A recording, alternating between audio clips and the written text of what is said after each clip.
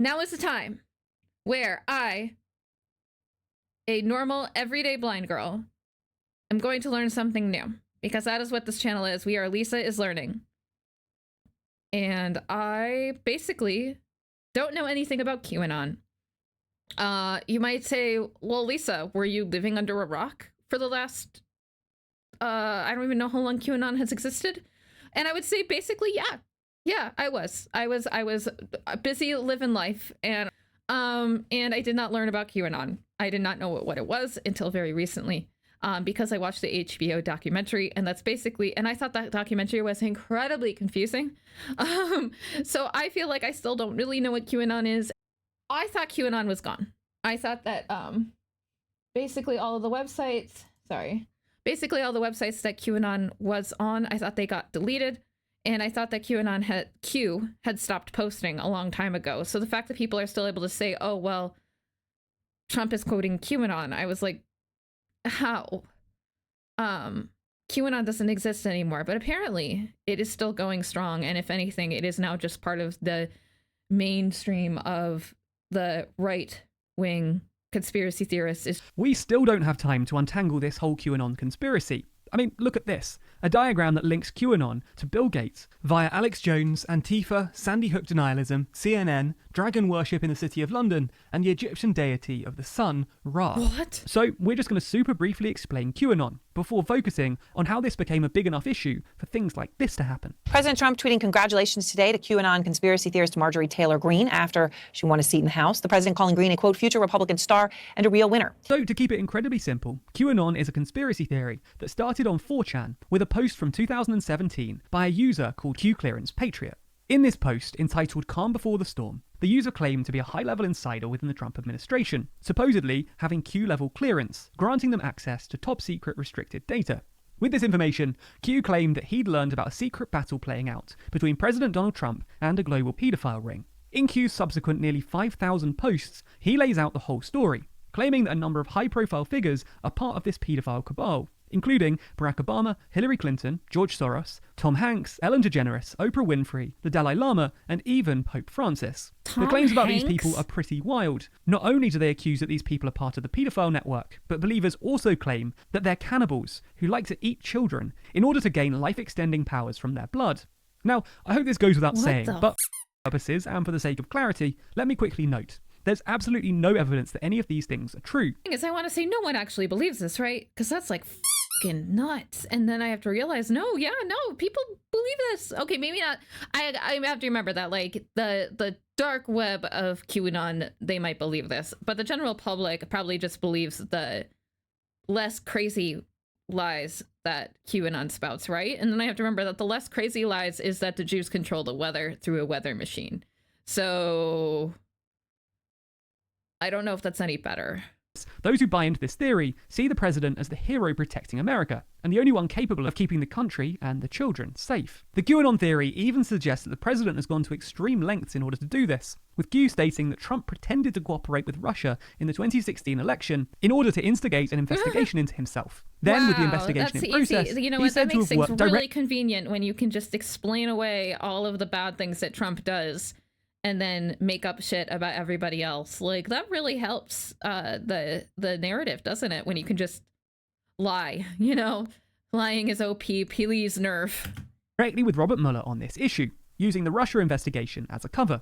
Possibly even more extreme is the claim that JFK Jr. faked his own death in order to join the fight against the paedophile ring, and is now posting as QAnon. Yes, both of those are real theories. I spoke with David Gilbert, who's been tracking QAnon's rise for Vice News for several years. There's a game aspect to it, and there's a lot of game theory involved in it. Q, an unknown person who claims to have top-secret government security clearance, leaves cryptic posts with code words and mysterious numbers across the internet, and then says, figure it out. It's kind of like in those movies when you see someone who's trying to solve a crime have loads of different pieces of string drawn together. That's what these guys do, and they just, by doing your own research, by structuring it that way, it ingrains the information on your brain much differently than if you just told something. Everyone gets to be the hero, decoding all the new Q drops and comparing notes with their new Q friends. It kind of creates this community effect among believers And that's why the pandemic was so key, is because people were stuck at home, they couldn't meet people, so they were on Facebook meeting Oh, so this in all kind of these was more groups of prominent like-minded during the people, and they pandemic? felt, oh, QAnon is this community, and they all solved the clues together, and they're in on a secret that no one else knows about. Sort of reminds me. I think what made me super freaked out about QAnon was realizing how similar QAnon is to the Swiftie community. If you guys don't know, that Taylor Swift is kind of has always used kind of these Easter eggs type things to tell stories. So for example, even back in the day when she was a wee baby album creator, so she's a lyricist. That's what she loves doing, is lyrics.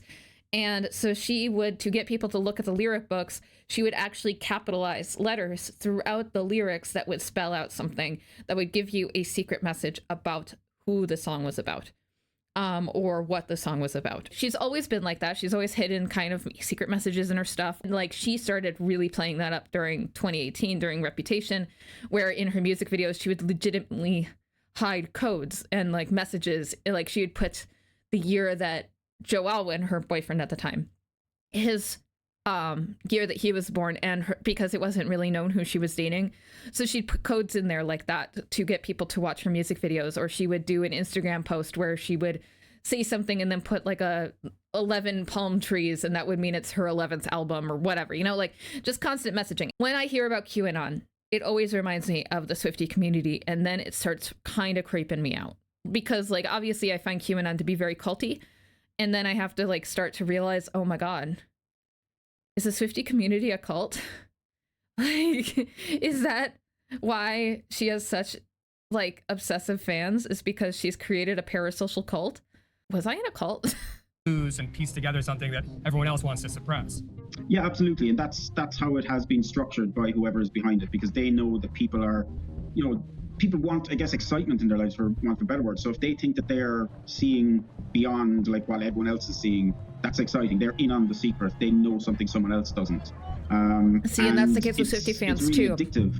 People get yes, it is addictive. To oh my stuff, God. They spend all their days looking at clues, looking at drops, trying to find links. Breaking news, stay at home. That is the order tonight as the coronavirus pandemic spreads. In the first few months of the COVID lockdown, people were bored, scared, and they were looking for answers. And a lot of people found what they thought was the answer in QAnon. Consumption of QAnon content soared, with Google searches for QAnon and followers of QAnon influencers going up significantly in the first few months of the pandemic. But as interest in QAnon soared, so did mainstream scrutiny of it. News outlets started covering the rise of QAnon congressional candidates like Marjorie Taylor Greene. Touting QAnon conspiracy theories, calling for the execution of prominent Democrats, promoting anti-Semitic and racist tropes, and questioning the reality of mass shootings. Multiple platforms began cracking down on QAnon-related conspiracy theory content. Facebook cracking down on QAnon conspiracy pages, suspended 70,000 QAnon accounts. The latest major online platform to take action. Even President Trump was asked about it. The QAnon movement appears to be gaining a lot of followers. Can you talk about what you think about that? I don't know much about the movement other than I understand they like me very much. With that amount of scrutiny, some in the QAnon community decided it was time to go undercover, to hide their true beliefs from news outlets who might scrutinize them. In September of 2020, Q told their followers to, quote, camouflage and drop references to QAnon and Q. The next month, Q went even further, telling supporters that, quote, there is Q, there are Anons, there is no QAnon. And Q's followers fell in line. First of all, there is no such thing as QAnon. So let's. I thought QAnon was something that was more prominent during Trump's first presidency, meaning like during his, wow, my light has really changed.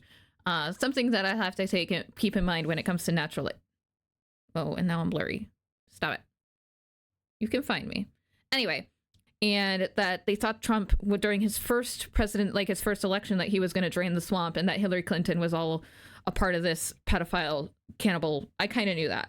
Well, at least I didn't actually know that they thought that she was a cannibal. I did know that they thought that she was a pedophile. I did not know that that was a part of it. Anyway, my point is that like my knowledge of QAnon is from much earlier. So this is very odd to find out that it continued after that. So predominantly. Because QAnon isn't just silly. It's dangerous. It's been tied to multiple acts of violence, including an armed man holding up the Hoover Dam. An armed man caused a major traffic backup near the Hoover Dam. Multiple QAnon figures also participated in the January 6th insurrection. January 6th rioter and QAnon conspiracy theorist was sentenced to 5 years in prison today. And internal warnings have been issued by government agencies about QAnon activities. The FBI and Homeland Security saying some followers of this could target Democrats. And this undercover strategy is only going to get worse. QAnon has become a significant feature of Republican politics in recent years, with GOP consultants openly acknowledging its political power. And influential conservative figures like Ginny Thomas have used QAnon propaganda to peddle conspiracy theories about election fraud. It's more important than ever that reporters expose this undercover strategy for what it is. And that means being willing to describe public figures as QAnon followers, even when they're playing dumb. The QAnon folks may not like it, but if my experience as a demon researcher has taught me anything, it's that if QAnon folks are complaining about you on their live streams, then you've probably done something right. Mike, thank you very much for joining us on the briefing. Well, thank you. Am I right? Has QAnon gone quiet? Well, I think that what we perceive of as QAnon has definitely changed. You know, the initial version of QAnon, the one that I was tracking and a number of other people were tracking from late 2017 until the end of 2020, was based on, you know, President Donald Trump enacting this great purge of the deep state that he would announce on Twitter. Well, Donald Trump is no longer president, has not been for quite some time. There haven't been any Clearly, key this drops was a few years ago. Quite a while. So by its very nature, the conspiracy theory around QAnon really had to change. But what's happened is that the tenets of QAnon, this idea of an all-powerful deep state, of the global elites, you know, running these trafficking rings, of the election being the 2020 election in the U.S. being a fraud, all of that is now mainstream conservatism. So one could say that the actual QAnon has really faded away, but the ideas of Q, in one sense, are really more popular than ever. What about the figure who started all of this? Where are they at, and what are they saying? Well, the identity of the person who made the Q drops is still not 100% known, and there are a couple of names that are usually brought in as kind of reliable suspects for who did this. Usually it starts off with this South African web designer named Paul Ferber. He made the first few posts on 4chan. Q then jumped from 4chan to 8chan to a board on 8chan that Paul Ferber ran, where Q was posting for a while and then switched boards on 8chan, and then probably was taken over by the administrator of 8chan, who's Ron Watkins. And if you've seen the HBO documentary Q Into the Storm, Ron Watkins is the guy who's at the end kind of admits that it was him and then he doesn't. So it probably was some combination of those guys. And of course, at the end of the Trump administration, Ron Watkins, starts posting on Twitter as a self-described voting machine expert, which he was not, and didn't really need Q anymore. So other than that brief return of Q in 2022, which was pretty certain to have been Jim Watkins, who's the owner of 8chan, Q has not needed to post anything. There's no real reason to make kind of cryptic pronouncements and riddles. Right, when you can just do it say right whatever out you on want Twitter on now. Elon Musk's version of Twitter. That is very true. So in the lead up to the 2020 election and in the wake of the January 6th riots, Q was seen on posters and flags and badges. It was pretty much front and center in the protests in the wake of Trump's election loss. Are we still seeing those slogans and emblems now? You're not seeing it as much overtly, particularly at Trump rallies. The Secret Service actually started banning a lot of that stuff. But you're still getting a lot of the Trump retweets. He will share posts from Q believers on Truth Social quite a bit. People even who now are clearly QAnon often. believers, or if you dig in a little bit into their account history, they've posted Q stuff before. So Trump is clearly magnifying those things, and Trump's social media team is still using a lot of those images. They're still using a lot of the memes, a lot of the hashtags. They know how to pander to the QAnon crowd, and of course that crowd adores Donald Trump as a kind of God King figure. You mentioned, that particular moment in time when QAnon theories started to come to light and gain a following. Could it have only happened at that point in time? Was there sort of some magical aligning of the planets that perhaps, it couldn't or wouldn't happen today? I think that the growth of QAnon, when it happened and based on the factors that went into it, was very particular to that time. Donald Trump really was the first conspiracy theorist president. You had all of these conspiracy theories about Obama and about George W. Bush, and of course the Clintons, but you didn't have the people in office spreading them. Even other Republican presidents weren't spreading conspiracy theories about Democrats. You didn't have the Bushes spreading conspiracy theories about the Clintons. They tried to stay above all of this stuff. But then when you had Trump, he was elevated to political prominence because he believed that Barack Obama wasn't born in the United States. So he immediately brought with him as a constituency all of these people who believed all this stuff. And had always been there on the far right, but they'd been restricted to militias, late night talk radio, hand-printed newsletters. But then in 2017, you have Trump as the president, you have the explosive growth of social media, and you have a very particular niche of people on 4chan who'd been supporting Trump with memes and conspiracy theories and trolling. And this is where, of course, this is where QAnon started, but this was a very prime environment for these things to start. So it really was the right president at the right time with the right conspiracy theory being spread by the right people. And given what's just recently happened with Donald Trump being convicted on 34 felony counts, what do you think is going to happen around all of that? Oh, it's so hard to predict this is what's going to sad happen watching this old video. But one thing that I can tell you is that whatever happens with Trump, of this and then the conspiratorial part of his base is going to see it as a win. They see his conviction as a win. Oh, it means the deep state is so afraid of him they had to come up with this fake trial and this rigged result by this crooked judge. If he'd been acquitted, of course, it would have been the greatest victory in human history. Everything that happens gets pulled into the kind of the lattice work of the conspiracy. It all becomes part of the story. So anything that happens, it's not going to dispel any of this idea that Trump is this kind of magical 12-dimensional chess master. It all gets pulled into the story. And it all gets used to further his goals. So do you think we're in a post-QAnon era? Where are we at now? Where to next? Well, I think that the QAnon that we were watching for a long time, that definitely has faded out. Although, who knows, maybe if Trump wins, Q will come back and we'll get to do all of this all over again, which is terrifying.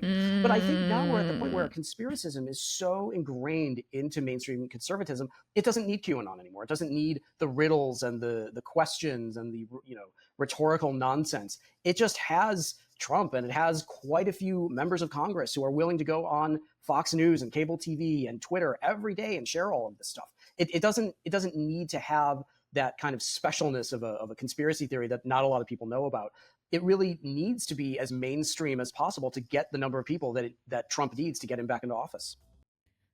I feel like I still need to I wish there was a way for me to, I guess I could just look at what like Marjorie Taylor Greene is quoted, or like what she's saying, right? Like that's my way of potentially knowing what is being believed on the QAnon circuit, because I think it'd be something that is important to know so that you can combat it, She is the one who was tweeting about the weather machines and stuff, and it just seems like that's so wild. But I guess when people are down that pipeline for so long, everything seems normal. Was I in a cult?